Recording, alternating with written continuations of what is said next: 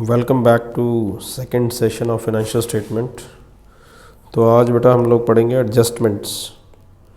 Sir adjustment means the items और the transactions which are left which are not recorded which are yet to be recorded, जिनको अभी हमने record करना है। तो इसका मतलब सब हमें जो थोड़ा बहुत आपने पहले भी बता रखा था उसके अकॉर्डिंगली एडजस्टमेंट्स का मतलब है जिसका ट्रीटमेंट हम लोग दो साइड्स में दो जगह करेंगे। यस राइट सर, इसका मतलब ट्रायल बैलेंस की इंफॉर्मेशन जो होती है that is already adjusted, transaction बन रखी हैं, जनरल लेजर हो गया तो वो आएगी ट्रायल बैलेंस की information right one side. Clear? अब एडजस्टमेंट में अगर हम लोग देखें तो मैंने एक फॉर्मेट बना दिया, इसमें मैं लिखूँगा trading and P&L account for the year ending. Sir इसका मतलब हम लोग ट्रेडिंग एंड P&L में एडजस्टमेंट करेंगे। बेटा ये कहीं भी आ सकती है according to the nature of the items right. तो साथ में बैलेंस शीट भी नीचे देख लेंगे हम लोग। तो trading and P&L account for the year ending और बैलेंस शीट। अब एडजस्टमेंट कौन कौन सी हैं? सबसे पहली एडजस्टमेंट जो इम्पोर्टेंट भी है और आसान भी है, आउटस्टैंडिंग एक्सपेंसेस। चलो, आउटस्टैंडिंग एक्सपेंसेस का मतलब है the expenses which are due but not paid.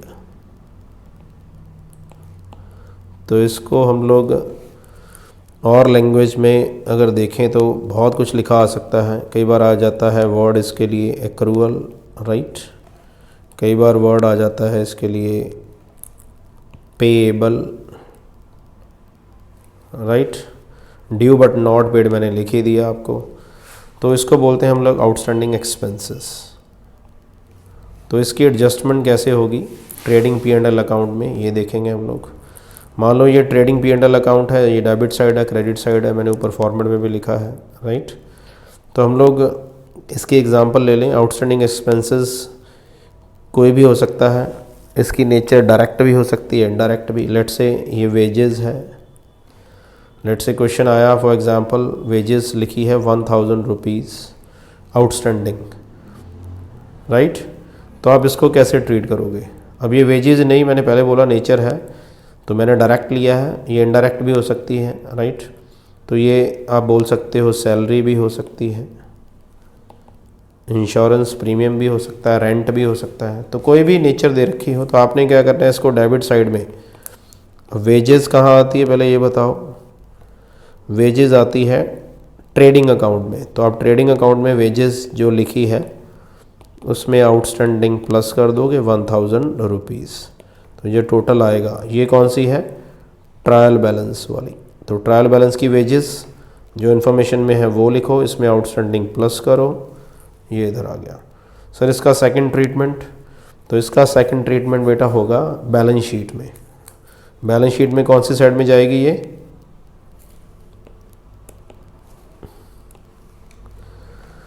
Outstanding है तो लायबिलिटी साइड में। तो यहाँ पे लिख दोगे आप आउटस्टैंडिंग वेजेस। Got it? ये था हमारे पास आउटस्टैंडिंग एक्सपेंसेस। सैलरी हो तो ऐसे सैलरी में प्लस कर दोगे राइट, और लायबिलिटी साइड में मेंशन कर दोगे। सर आउटस्टैंडिंग एक्सपेंसेस के साथ अगर आउटस्टैंडिंग इनकम भी साथ ही साथ कर दो तो ज़्यादा बढ़िया है। ये लो आउटस्टैंडिंग इनकम, इसका मतलब है income due but not received right. Earned income बोल सकते हो आप इसको, अर्नड, क्योंकि हमने इनकम तो अर्न कर ली बट रिसीव नहीं हुई। तो आउटस्टैंडिंग इनकम क्या करेंगे हम लोग? इनकम में प्लस कर देंगे, कोई भी इनकम है। एग्जांपल ले लो, लेट्स से रेंट है right, rent due but not received right, rupees 10,000 let's say. तो आप क्या करोगे? रेंट कहाँ पे नॉट रिसीव है तो इनकम है, इनकम कहाँ जाएगी? क्रेडिट साइड में P&L में। तो यहाँ पे लिखोगे बाय रेंट अगर आपको ट्रायल बैलेंस में डेफिनेटली दे रखा होगा, अगर प्लस उसमें प्लस कर दोगे, क्या लिखोगे, आउटस्टैंडिंग रेंट। ये लो, ये कंप्लीट हो गया हमारा। Got it. ऐसे कोई भी इनकम हो सकती है।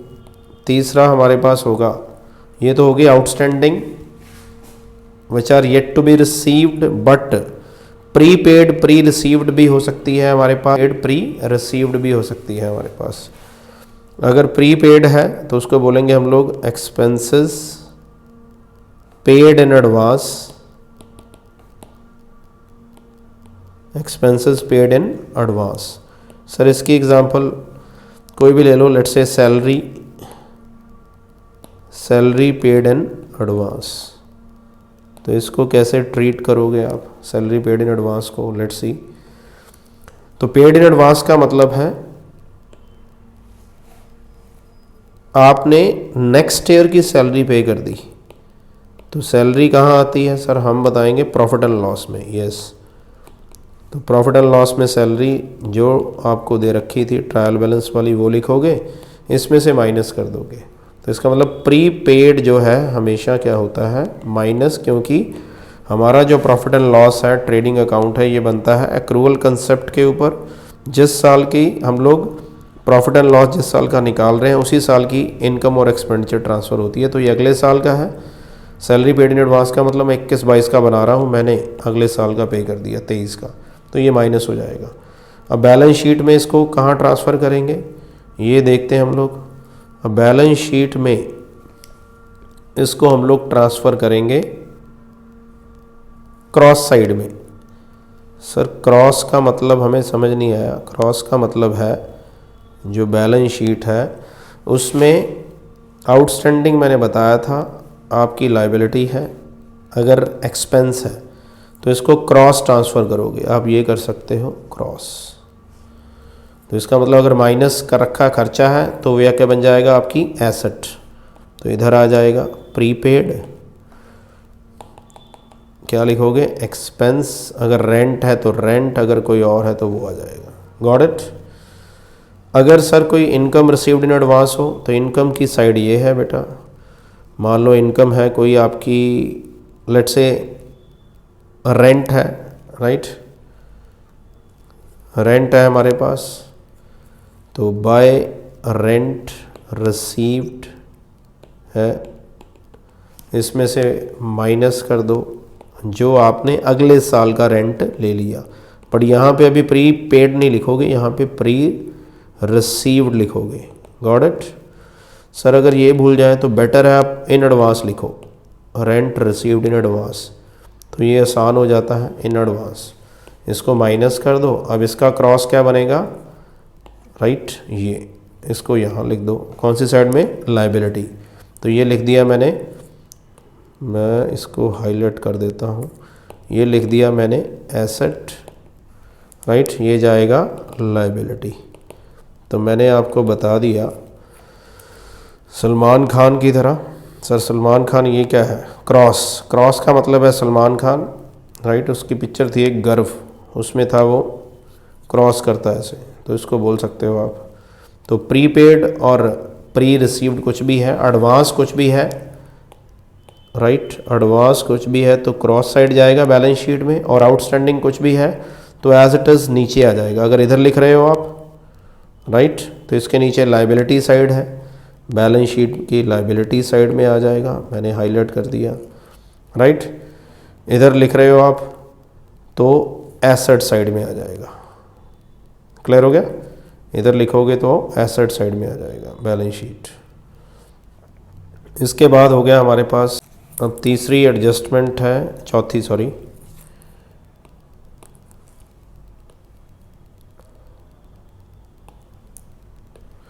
चौथी एडजस्टमेंट हम लोग पढ़ते हैं भाई आगे। Goods distributed as free samples, right.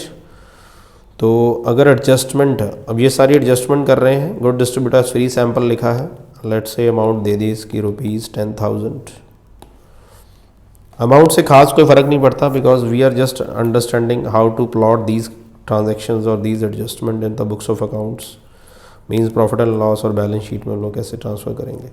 इसको हम लोग दूसरी लैंग्वेज में एडवर्टाइजमेंट भी बोल सकते हैं, बिकॉज अगर आप फ्री सैम्पल किसी को दे रहे हो तो इट मीन्स आप अपनी ऐड कर रहे हो, तो इसको एडवर्टाइजमेंट भी बोल सकते हैं। तो इसकी जर्नल एंट्री भी आपको पता है, right. Advertisement account debit to purchase. तो अब इसको हम ट्रांसफ़र करेंगे, लेट्स सी।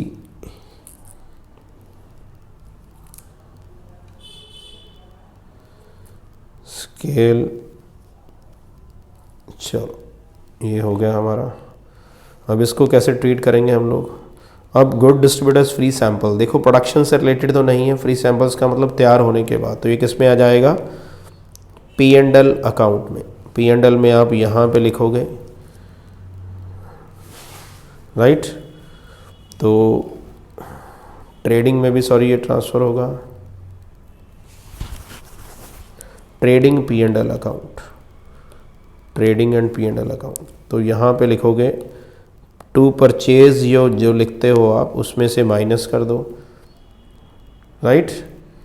क्योंकि ये परचेज आपने फ्री सैंपल से एडवर्टाइजमेंट में कन्वर्ट कर दी, तो यहाँ से माइनस हो जाएगा फ्री सैंपल, ये माइनस हो गया, ये नेट इफेक्ट यहाँ पे आ जाएगा। अब बैलेंस शीट में नहीं जाएगा, ये जाएगा पी एंड एल अकाउंट में। तो ये ट्रेडिंग में ट्रांसफ़र कर दिया फर्स्ट पार्ट, फर्स्ट में। सेकंड एडजस्टमेंट कहाँ होगी इसकी, पीएल में, प्रॉफिट एंड लॉस। कहाँ पे लिखोगे, यहाँ पे लिख दोगे आप टू फ्री सैंपल, और या इसको बोल दोगे आप advertisement. Got it, yes sir. चलो ये हो गई हमारी चौथी एडजस्टमेंट। अब हम आगे चलते हैं भाई, स्केल फिर से लेना पड़ेगा मेरे को, सर कोई बात नहीं।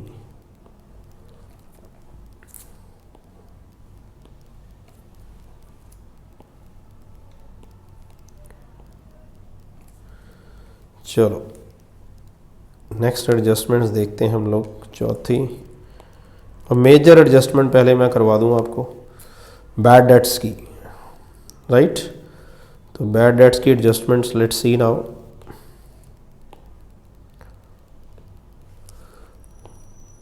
सर ये कलर लाल क्यों ले लिया आपने, बैड डेट्स। बैड डेट्स कहाँ आते हैं सर, हमें पता है ये आते हैं प्रॉफिट एंड लॉस अकाउंट में। अब सबसे पहले मैं एक फॉर्मेट में ये बता दूं बैड डेट्स की इंफॉर्मेशन हमें कैसे कैसे आ सकती है। पहला, बैड डेट्स ट्रायल बैलेंस में दे रखे होंगे, मैं लिख ही देता हूँ एक बार। लेट्स से ट्रायल बैलेंस की इंफॉर्मेशन है आपके पास, 10,000 बैड डेट्स हैं। फिर एडजस्टमेंट की ट्रायल बैलेंस में एक और सॉरी एडजस्टमेंट होगी, provision for doubtful debts. Sir ये क्या है, ये बेटा ट्रायल बैलेंस अगर आप देखोगे किसी भी क्वेश्चन का, क्वेश्चन भी सॉल्व करेंगे हम लोग बाद में, क्रेडिट साइड में ये होगी, डेबिट साइड में, क्रेडिट साइड में आपको प्रोविजंस दे रखी होगी, राइट। अगर ट्रायल बैलेंस बना होगा तो क्रेडिट साइड में कोई प्रोविजंस दे रखी होगी, उसको हम बोलते हैं प्रोविजन फॉर डाउटफुल डेट्स, या दूसरी लैंग्वेज में आप ओल्ड प्रोविजन कह सकते हो, क्योंकि ये ऑलरेडी हमने सब जगह एडजस्ट कर दी, ये हमारे पास बैलेंस बचा हुआ है। तो you can say this would be your old because already adjusted, but ऐसा कोई खास नहीं है, अभी ओल्ड बोलना ही ज़रूरी है इसमें। तीसरा है हमारे पास, ये तो हो गई बेटा ट्रायल बैलेंस की इंफॉर्मेशन, राइट। अब थर्ड केस में हमें एडजस्टमेंट्स की बात करें तो इसकी कुछ एडजस्टमेंट्स जो हैं, सर इसके लिए आपने रेड ही यूज़ क्यों करा, क्योंकि बेटा ये बहुत इजी एडजस्टमेंट है और लेंथी है। इजी का मतलब है ये काफ़ी लॉन्ग एडजस्टमेंट्स हैं, सर इसको आप मुश्किल भी कह सकते हो। चलो रेड कलर से आप अगर खुश नहीं हो तो मैंने ब्लैक कर दिया कलर, आसान कर देंगे इसको। तो एडजस्टमेंट में सबसे पहली क्या होगी, फर्दर बैड डेट्स, राइट। ये आपको एडजस्टमेंट्स में दे रखे होंगे। सर इसकी भी अमाउंट ही लिख लो आप, बढ़िया है।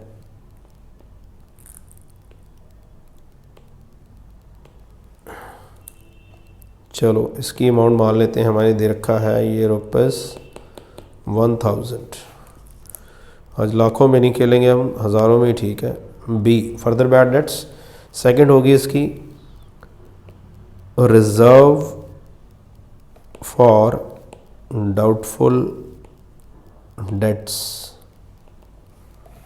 ये होगी आपको लेट से परसेंटेज में मान लेते हैं 10%, कैलकुलेशन आसान हो जाएगी। थर्ड केस में हो सकती है provision for discount on debtors. Sir ये भी 10% ही ले लो और आसान हो जाएगा। चलो गुड, ये भी 10% ले ली। अब ट्रायल बैलेंस की एक इन्फॉर्मेशन में मैं यहाँ पे अगर डेटर्स ऐड कर दूँ कोई दिक्कत? चलो डेटर्स भी ऐड कर दिए, 1,00,000 रुपये। Got it.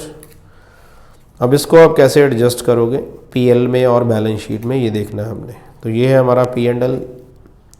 अब पी एंड एल में डेबिट साइड में बैड डेट्स आता है, तो आप कैसे करोगे? इसके लिए एक मंत्रा याद रख लो, सक्सेस मंत्रा फॉर बैड डेट्स। सक्सेस मंत्रा फॉर बैड डेट्स मतलब इसको ट्रीटमेंट मंत्रा बोल देते हैं। चलो ये है ट्रीटमेंट मंत्रा।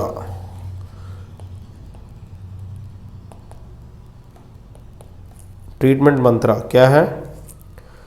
जितनी भी बैड डेट्स की एडजस्टमेंट है, जितनी भी, वो पीएल में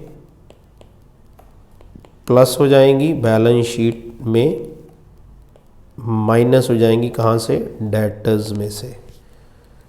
गॉट इट। तो इसको मैंने हाईलाइट कर देना है अभी, ये रहा सर हाईलाइट का। तो ये याद रखना आप, नोट्स। ट्रीटमेंट मंत्रा किसका? बैड डेट्स का। सो ऑल आइटम्स और एडजस्टमेंट ऑफ बैड डेट्स ऐसे ट्रीट होगी। पीएल में प्लस क्योंकि खर्चा बढ़ रहा है, बैलेंस शीट में माइनस क्योंकि हमारे डेटर्स कम हो रहे हैं। सर अगर आप इसको एडजस्ट करके बताओ फिर अच्छा लगेगा। चलो इसको एडजस्ट करते हैं। 2 बैड डेट्स, कौन से? ट्रायल बैलेंस के। लिखने का तरीका यही होगा आपका। कितने हैं? 10,000। चलो 10,000 राइट। अब एडजस्टमेंट की बात करें, फर्दर बैड डेट्स, तो मैं इसके साथ नीचे बैलेंस शीट भी बना दूं एक। अब मान लो नीचे बैलेंस शीट है हमारी, ये है एसेट साइड राइट, ये है आपकी लाइबिलिटीज़। लाइबिलिटीज़ से तो खास लेना देना है नहीं, तो लाइबिलिटी साइड और asset side further bad debts plus कर दो। इसमें मैंने बोला था डेटर्स में माइनस, बैलेंस शीट में डेटर्स हैं 1,00,000 रुपए के, डेटर्स हैं 1,00,000 रुपए के।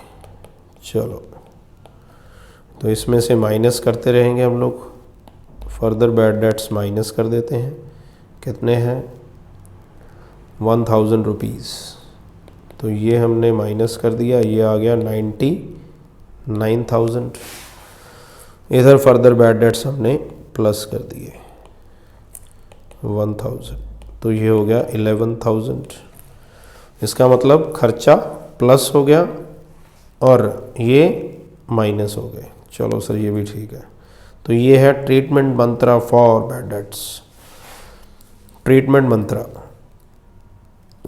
रिजर्व फॉर डाउटफुल डेट्स 10% है हमारे पास, और ओल्ड प्रोविजन। याद रखना ये ट्रायल बैलेंस में जो इन्फॉर्मेशंस दे रखी हैं ये कहाँ एडजस्ट होंगी? पीएल में, सिर्फ और सिर्फ पी एंड एल में राइट।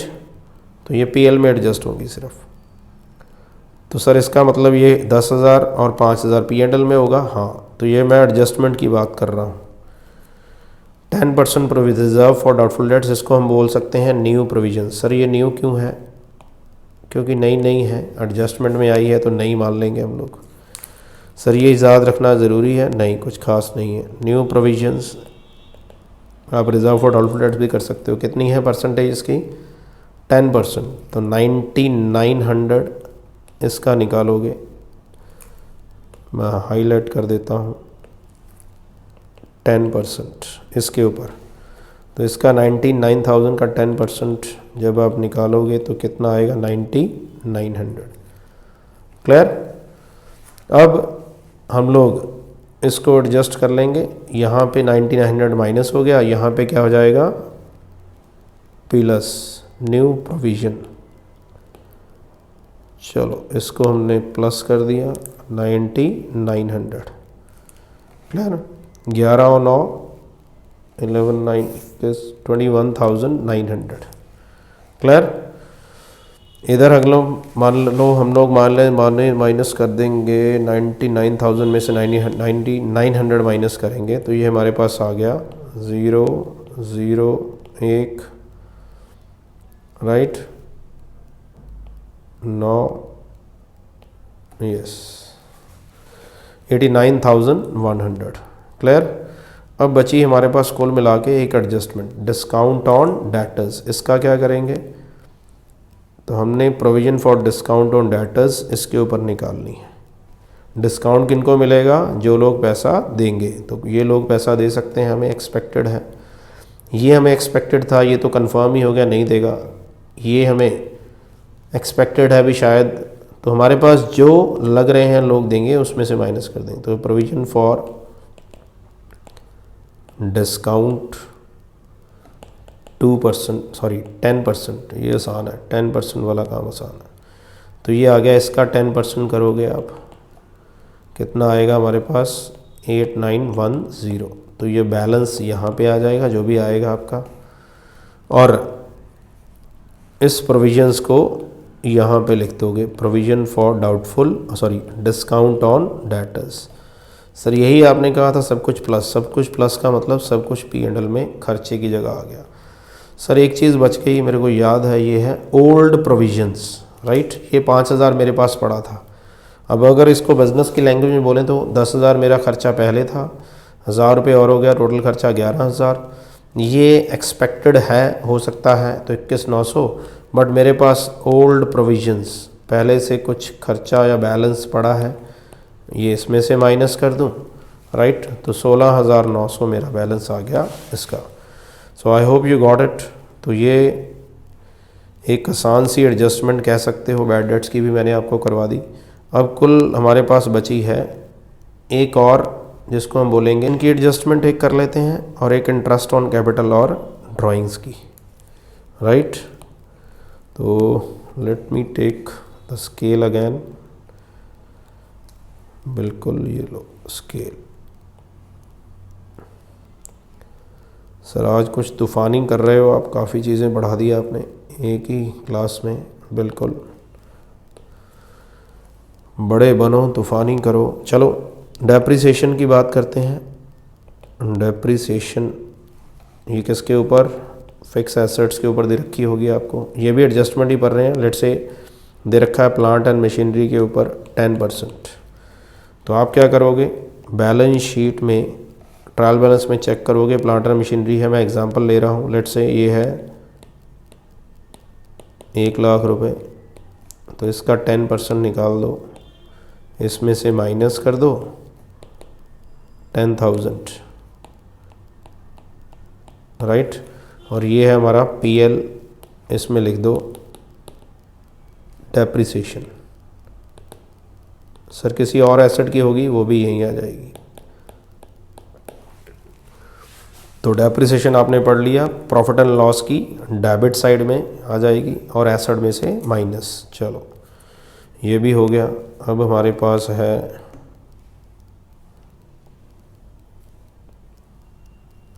ब्लैक एंड वाइट कर दिया, रेड एंड ब्लैक कर दिया मैंने। चलो अब हमारे पास है नेक्स्ट एडजस्टमेंट 7th और 8th एक ही बार में, interest on capital and interest on drawings.